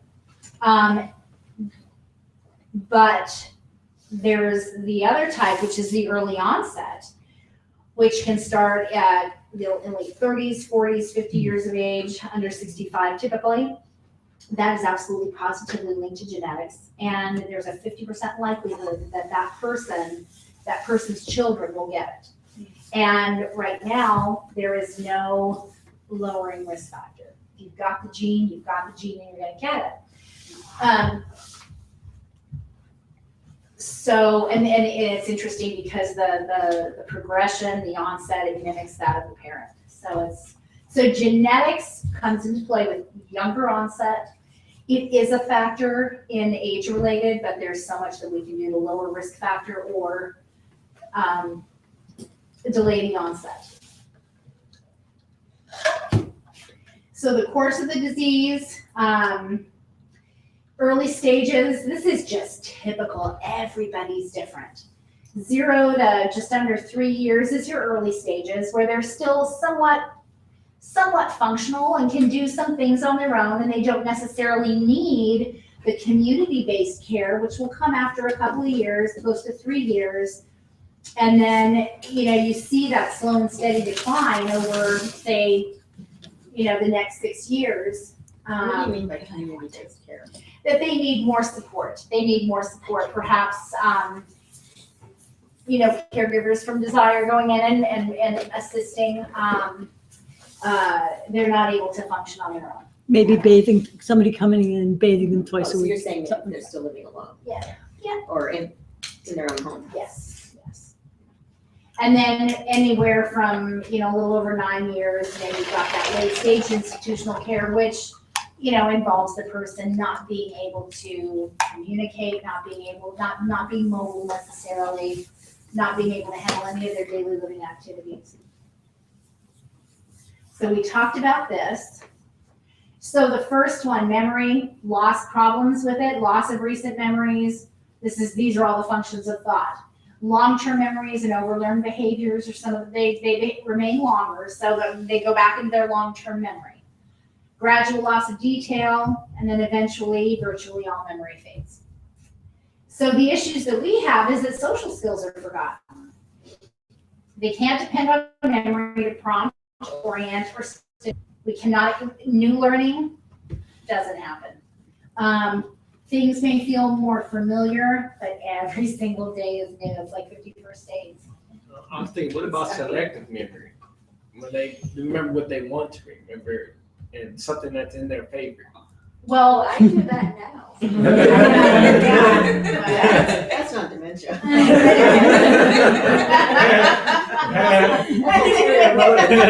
Exactly. But yeah, so what that person, and I hear a lot of times, a lot of families will say, you know what, my mother can remember, she's just choosing not to. There's something she will and something she won't. Yeah. Well, so it's so weird how the memory works. Things that are embedded in us. There was a gal, I'm up in the high desert once a month, and there's a gal that came in and sat down. I actually thought she was a family member, and she's participating in one of my talks. And all of a sudden she started to cry, and she says, oh my gosh, that's me. And she was so keenly aware. But I thought she was a family member. But then the caregivers kind of talked to me and told me what her challenges were, and definite memory, no short-term memory whatsoever. But this woman got up and they said, maybe ask her to play the piano. So I said, I hear you play the piano, would you play me a song?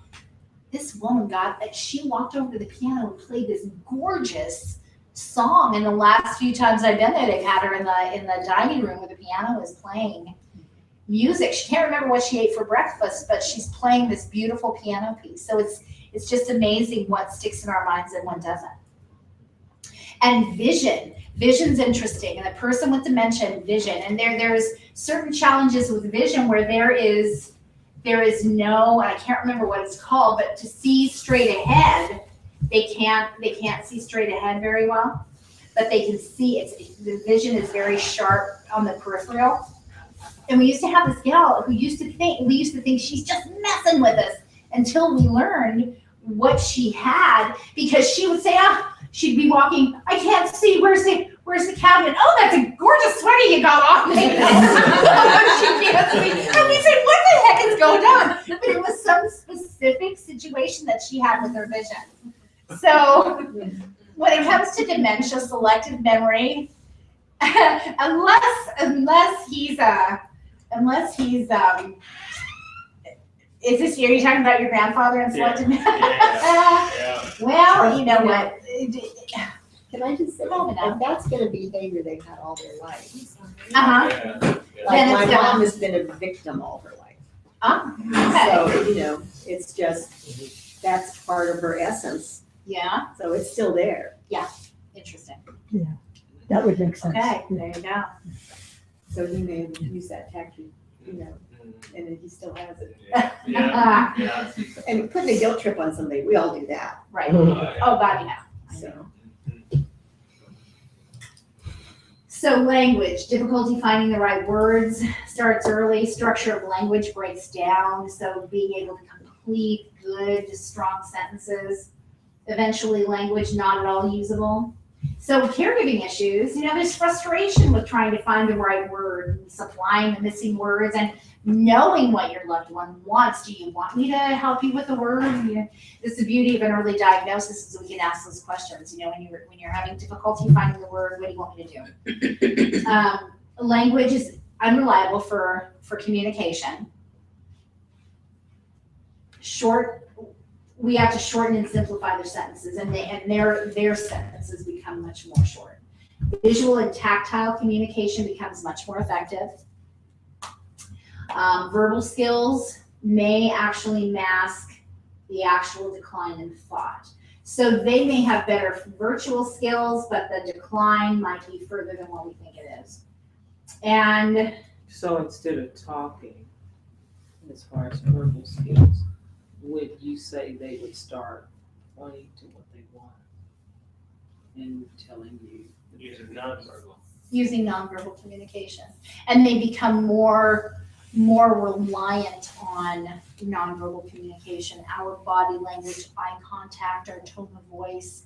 They become so much more dependent on that than they do the spoken word. So not only are we not able to understand them as well, but they have more difficulty understanding our spoken words. So again, it is that smile, the body language, all of that becomes invaluable and can make or break a communication. Yeah, when I'm frustrated with my husband, I need to not show it. Oh, no. Yeah, and that's really hard. It's really hard, yeah. Yeah, and even when you try not to show it, if you can't just, get into a Zen place and get in and see them, we're in trouble. Because they're like sharks, man. It's like a shark smelling blood, when we're agitated or we're mad or, something's going on, as much as we try to hide it, if we just can't let it go, when communicating with them, they know it and they will pick up on our emotions. Yeah. Yep. And sometimes they get worse. They And get sometimes worse they when get you don't show your emotion. Right. Yeah. And I mean, we've been together 39 years, and we had all these roles and patterns of communication that don't work. Right. That's tough. That Yeah. really is. Yes. What time is it? 15 minutes. Cool. All right. Thank you. I was right there. So reason, breakdown of connection between thoughts, objects, events, and actions. Behavior becomes more random and self-centered. Yes, selfishness. Yes. I'm alone in the room. Exactly. Yeah. He'll pick up something on the dining room for dinner, pick up the bowl, the serving bowl, and eat everything in it. Yeah. What about me? Yeah, so all of that goes down the window. It's just a shock. Yeah. He'd never do that. That's called what now? Just an inability to reason and an inability to, if the serving bowl is there, the impulse says, I want to eat that, I'm going to take it and eat it, rather than being able to say, oh my goodness, okay, so I'm going to take some from this bowl because my wife wants to have some of it. And I think too, because we have some clients where you ask them, are you hungry? They'll say no. Right. If you allow them to, like if you bring banana, let's say you bring a piece of banana, you bring half for them, they'll eat that and tell you they're full. Mhm. But if you give them 2 pieces of bananas right there, they'll finish it off. Yeah. So in their mind, they need to eat everything they see. So usually for us, with our clients, we monitor their eating. So when it's time to eat, we make sure we bring enough to make sure they're full. Because if you give them half, they'll just eat the half and tell you they're full. But if you bring more, they'll eat it all. And they'll eat all they see. They can overeat or undereat, depending on what you put in front of them. So how do you know? So, I mean, it's just like a child, you kind of portion, what they can eat, what they should eat and not eat. So you just, for us, we try to, depending on how often, if they're snacking or if it's their major meal, their families will tell us usually what type of individuals they were, what they can eat. So we use that to estimate what their meals would be. Yeah. So if you are eating with your husband, you should probably have your own plate. First. Well, yeah, but you know what? And that's what she said is right. So this is what we talk about, getting in front of a situation. So we know there's no reasoning. We know there's a lot. So what we perceive as selfish behavior, but it's not necessarily selfish behavior. It's what we see. It's the only way they know. It's them responding to the world as they see it. Yeah. So no, we it try is. to kind of shift the mindset maybe. But it's them responding to the world as they see it. So so getting in front of the situation is avoiding that behavior. Means we don't put a single serving bowl out. So we maybe dish out the meals onto plates or whatever we have to do. So Yep. yeah. So the thing is with this is we cannot reason with the person. We can't bargain or negotiate. So when we tell someone, when we're told no, one of the things we start to do is, I mean, when I'm told no, oh, that's just the beginning. That's a starting point. Now we're gonna start bargaining. I'm gonna negotiate my way into a yes. I'm gonna figure out how to do it. No means yes. Right. Yeah, just give me a little bit more to work with here. But the person with dementia, no is no, and it's frustrating because they don't have that ability to negotiate. So the person will not think in cause and effect terms. So I step off this curb into the street, I'm gonna get hit by a car, we're not gonna do it. You wanna punch somebody in the nose, like you said, you're gonna punch somebody in the nose. You know, there's no cause and effect. Impulse is out the window. My husband, sometimes he can respond to an emotional appeal. Yeah. That in a way that he wasn't that emotional before. Wow. And it surprises me, but it's when I really get frustrated, I'm you know, when I just kind of collapse and say, I can't, you know, help me. And he will. Yeah. It's so neat.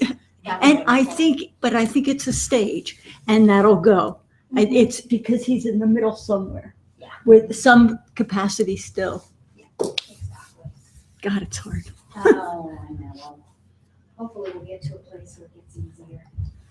Or more understandable. Yeah. Judgment, so they're increasingly making poor choices. They're not able to reason or negotiate, so judgment does go out the window. Safety issues come into play, obviously. Hesitancy, impulsivity, and an insensitivity to others. That means to eat. Caregiving issues, we have to assume responsibility for safety, but at the same time, we can't overprotect the person. And then we want to remember that it is not personal. There is nothing that person is doing that is directed at you. So when you say judgment, how do you know when you've gotten to a point that this person is just really unable to deal with life as far as safety and, you know, I mean, how do you know when it's time to put that person in an institution? I guess, is it when you just can't handle it anymore, or? It's, you know what, so there's no one answer. And I go with hundreds and hundreds and hundreds of families. Everybody's different. Everybody has a different breaking point. So for women, the breaking point usually comes a little sooner because we have this survival instinct that is like nobody's business. Men take longer to make the decision to place a loved one, especially a wife or a mother, because they want to fix everything. So, but everybody's different. So for some people, when toileting becomes an issue and there are undergarments that have to be changed, that's the line in the sand. For others, when the flow of their routine becomes affected, that's the line in the sand. Others, the line in the sand is when they are hospitalized because they are not taking care of themselves. Everybody has a different point. So safety is and safety for so many people is that point. Stove gets left on, wandering out of it. That's what happened. The fire Okay. department was out 3 times in the same day because she kept re-toasting the toast. Oh, yeah. The Oh, smoke my. alarm's going off. Oh. Oh, that's And she terrible. also flooded her apartment twice. So Yeah. the second time it was like they had to cut the walls Yeah. up from the floor because it was that bad. Yeah. So some of those things. What are some of the things that? None of those things are issues now. Every now and then, when I'm not there, he'll get hungry and go fry himself an egg sandwich. Mhm. And so far, turns the stove off and everything. Yeah. But I know it's not going to be that way forever. We'll forget But sooner or later. not yet. And That's good. it turns off the water, you know. Yeah. But like, I bet he doesn't take good care of his teeth. And I bet it's because he doesn't remember all the steps. So when I know he's going to go in the bathroom to brush his teeth, should I run in and put toothpaste on his toothbrush? I go in, well, okay. So what I would do and see how it worked is go and brush your teeth with him. You brush your teeth because you don't want him to feel like, and this, I'm real big on this, you don't want him to feel like, oh, I've got to help you because you can't do it. Right. I would go in and do it with him. can't hurt, right? So brush your teeth with him. Show him how to do it through demonstrating. Okay. Because it's just, oh God, I'm gonna brush my teeth too, hope you don't mind. Yeah. So he will mimic you. You can, put some toothbrush on your, let me see your toothbrush. I'll put it on there for you, and then just get right there with him. So I'll try that. I'll try that. Yeah. I mean, to maintain that person's sense of dignity and, self-esteem, we don't want them necessarily to know that we're helping them. Right. And there are all kinds of crafty ways that we can make it like we just want to be with them. I had a couple who, this gal was saying, my husband won't get in the shower. And she was having a horrible time. And this was a, conversation. She was trying everything. And I said, what kind of relationship did you guys have? Were you pretty, And she said, well, yeah, and I said, are you, still, and she went, well, I still got it. Okay. Still got it. Okay, I'm making a point. So, I said, well, invite him to take a shower with you. And she did. And it worked. Essence of the person. So we don't want them to necessarily know. So he was embarrassed that I know. Well, these things, these examples might not be. Okay, so my question is this. Take a shower with You're telling, since we're not in the house, I think the issue that I'm having is the whole relationship thing with my dad going downhill. Yeah. My mother's trying to help, whereas it's not me knowing my cutting point. I want to know the cutting point that I should recognize in my mom so that she won't, the two depressions go, and then she starts with the dementia as well. I'm trying to cut it off somewhere so I can kind of intervene. When you see the quality of life diminishing, I mean, that might be a starting point. If they don't have a quality of life together, then it might be time to look into something like a community where they can both live together with a quality of life. Well, they're both depressed, right? Yeah. So They both are depressed, they're both taking a lot of medication, and the quality of life is me and my sister and my niece. Right. So if it weren't for us, there would be no quality of life. Right. Can they manage their own meds? My mother does. My So mother your mother, managed, so your mom mother- manages everything Both of for them. both. and daily, that's taking the depression down because she has to remember his medication with not only the dementia, the other ailments and all that. So it's like, we already have established where he is. But from all the things you've said and all the responsibilities she has, it's just gonna be a matter of time with her. Yeah. Having the dementia as well, if not. No, it's something not else. contagious. We're getting No, sick. I'm saying so much time in dementia, but it's wearing her down. Yeah, The quality yes, of yes. life is what I'm talking Right. about. Do you Yeah, guys that's what I talk to meant. her? Not dementia. Oh, yeah. well, Do you communicate with her to see where she's at in terms of caring She's for? done. She's done. So has she given She's- you guys suggestions as to what she would like to do with her husband? Well, we discussed it all the Keep it. They've been together 61 years. He's not going anywhere. She wants to keep it. Well, you know what, and maybe we can, I mean, Have somebody in to help. yeah, maybe it is I bringing mean, somebody into the home. Is there money? Or, Can you hire somebody for part of the day? It's not a matter of hiring anyone. It's a matter of she wants us. No.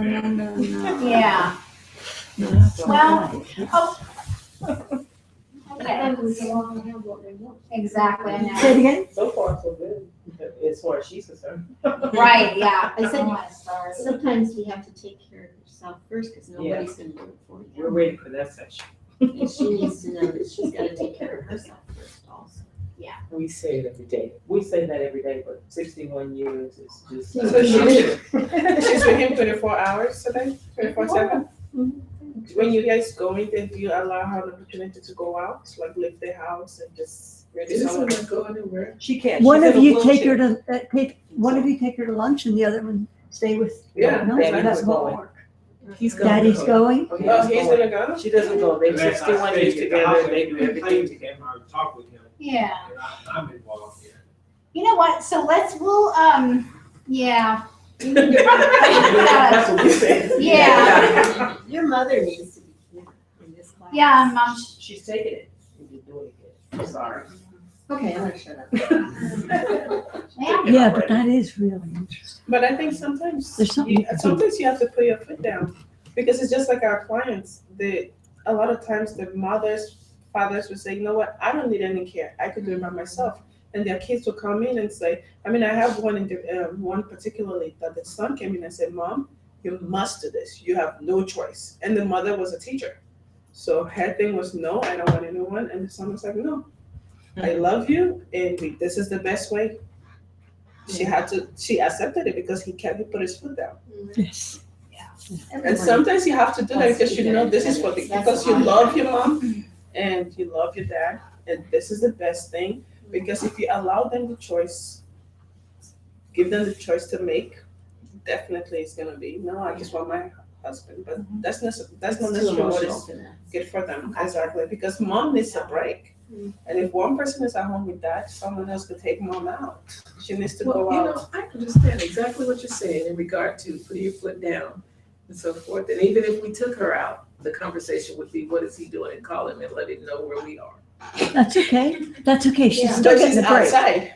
And eventually find activities to keep her occupied, keep her mind busy. Take And a shot. eventually, when you keep doing it, and that's what happens. So eventually, you have to keep it consistent. Maybe once a week, every Wednesday. Hey, Mom, don't forget we have an appointment. We're going here. Take her to senior centers. They have different events out there. Say, Mom, and if she understands that this is a consistent thing that will be happening on a weekly basis, you have no choice. We're picking you up. I'm here. We're going. Eventually, she'll let go. That sounds ideal, and I agree with you. However, she has so many issues. She's in ER maybe once or twice a week. And so that is her break in ER when she goes and she's admitted to the hospital. So we're talking about someone that's very ill, and having a break and an outing is like, Not a priority. it's not a priority. No, Staying no, healthy it's and staying, dealing with her heart issues and just so many things. So we hate to keep putting your ideas down. Because they're good ideas, but we're just letting you What know the about scope that? of the whole Oh, thing. he'd love to go. So reverse it. He would love Keep to him go. on Then my she's home. jealous because we're paying attention. No, Yeah. it's serious. It's real. No, I know, that's this real. is So real now stuff, you're taking your dad, I'm home now, I'm doing the medicine, I'm cooking, and now you take him out for a holiday. Oh, thank you, So then. I think I know her. We'll chew on that for a week. Take both to a Wow. movie. How strenuous is it to go to a movie? I do that. Oh. I've done it before, but like she said, the health issues are such, that it's hard. Can you help with the cooking? That kind of stuff? Well, that's She's not an got a issue, the cooking's power not an chair. issue, we bring food and all. So They That's don't not- want that. there you go. Oh, yeah. What do you say? Yeah, you guys have been. Yeah, she was So, saying how it's not gonna be grandma's easy. able to take care of her husband, and said by the grace of God, because she has her own, I mean, yeah, we responsibilities. And she tells us this all the time, I don't know how long I can do this. I'm at my wit's end, I need help. And so, Every day we hear that, every day. I can't do it anymore, can't do it anymore. I mean, I know you said she gets jealous, but you just have to say, hey, Mom, this is for your own good. Let her stay at home with someone. Have something for her, maybe activities, game night for her at home while grandson takes dad out. Well, maybe I Popcorn think, in a movie. I think it kind of goes back to what you're saying about finding the essence of a person, and, it's a little bit easier because we're focused on him to really try to find the essence of him. But if we wanted to do something like that, maybe we need to back up and find the essence of her as well. Yeah, because she can't get lost in the shuffle. Yeah, and I mean, it's easy to just take her out for a movie or game night, but it's like, okay, we want her to enjoy herself so that it won't seem like we're just trying to put her in the background and, make her be quiet so that we want everybody to enjoy this process as much as possible. So yeah, it's I agree with you. Now, what if you were to bring in someone to help her? She has that. I mean, there's been times recently where she's had maybe about an hour or two of outside help. But it goes back to what my cousin was saying. It's something, and I don't blame her for this. It's something about having people that you know personally. So for it to be family, I guess it's more of less obligation because it's like, okay, that's my family. Why wouldn't they come and help me? You know? Well, yeah, and every family is different. You know, some families, that's just the expectation because that's the way we've always done it. Right. Other families, you know, they just know, well, we're out of luck with the 5 kids. They're not gonna be there. So it's cultural. It's It's a lot of there's things. so much, yeah. All right, so we are, and we're not gonna forget about this. I'm gonna think about this, but 5 after 8. So you know what? We got a few more to go, but why don't we cut it off? And then we'll resume next week with perception and just get through that. Abstraction, attention, organization. But tonight, if you would do me a favor, well, not tonight, over the week, you know, this is really reading. It's actually pretty good. You know, just read through to page 48. And then I gave you the cognitive losses worksheet. You said read up to 48? Yeah, Okay. read up to page 48. And then complete at least one row on the cognitive losses worksheet. And that's the one where there's that little grid. So we're gonna read these. This one, Page right? 48, yes, To the next yes. At least one row. You're talking about the grid that's on this view? It's that one, yes. Okay. Yeah, this. Mhm. Okay. And then think about ways that take into account the impact on Alzheimer's on the person's thinking ability. So think about in your specific situation, how is Alzheimer's impacting your loved one's thinking abilities? And we'll talk about that. Because everybody is a little bit different. Everybody's different. Some people still have organizational skills, but don't have other functions of thought. So, because the more we understand where we're at, so we do this cognitive losses worksheet. It's actually putting down on paper and really, really thinking about where your loved one is. This is the best way that we can really define what's going on and then work on how we're going to get in front of the problems and avoid a lot of situations, that anger and that violence and the depression and all of that. So, and then thinking about the impact on Alzheimer's on your particular loved one's thinking abilities, what has happened. And then we'll get together next week. Now, there is an evaluation sheet, so we can, I don't know if these are new, I don't know if they want them every week, just hang on to them. Just hang on to all this stuff tonight. Yeah, and that sheet, that evaluation sheet at the end, definitely do that. So, anyway, well, hopefully, so are y'all gonna be able to make it back next week? Cool. This is good, you guys. Well, we'll see. Thank you all. This is good. Yeah. And some information, we'll make sure you have it on. I appreciate it. And if you didn't sign in, please, can you sign in? Oh, yeah, we need everybody to sign in, yeah. All right, you guys, thank you so much. It's so nice meeting everybody. And we'll look forward to seeing Stephanie. Stephanie, thank you so much. Yeah. So look forward to seeing everybody next Monday. It was nice to meet you. It was so nice to meet you too.